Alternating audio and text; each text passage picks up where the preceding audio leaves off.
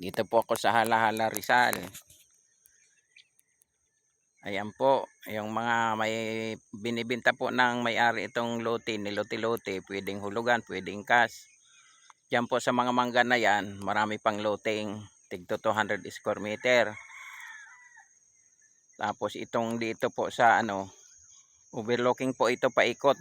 Yung dito po sa yan, yung may mga puti-puti na yan, may sukat na yan, nabili na. May mga may-ari na po yang na yan, lote. Yan, may mga puti na yan May mga tali. Nabili na po yan. Yung dito sa natatayuan ko, nabili na po to. Tapos, titulado po ito, binibinta ng may-ari. Tigto 200 square meter. Napakagandang lugar, overlooking po. Yan, windmill. Dito tayo sa Tuktok. Yan, may sikatan ng araw, may sa lubugan, kitang-kita na yung ayan, lubugan ng araw yan.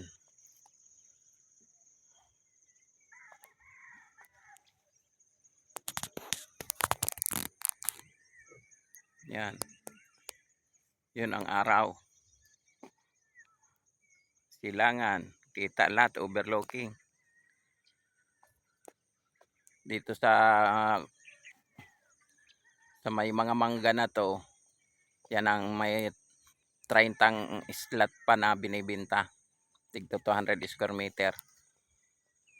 30 slot na lang ang wala pang may-ari.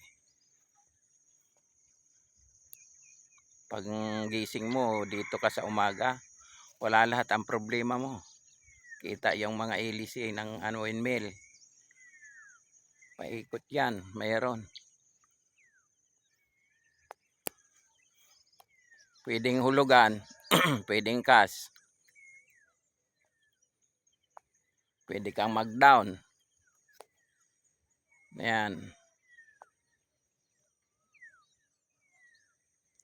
Paikot yan. Ang gandang lugar, overlooking.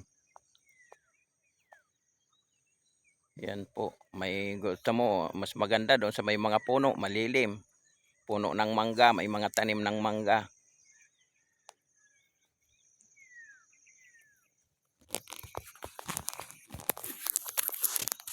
Ayan yung mga ilisin ng windmill.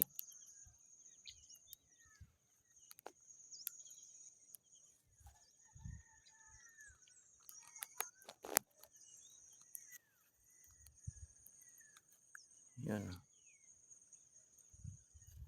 Yan.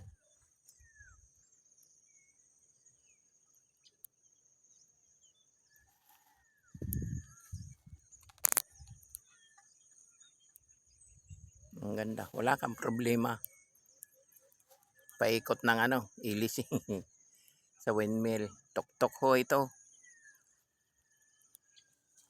Yan, kung gusto nyo bumili, sabihan nyo lang at punta natin yung may-ari. Ang gandang lugar. Yan po. Salamat po. Bye-bye po. Ayan. Sikatan ng araw. Sige mga katiits.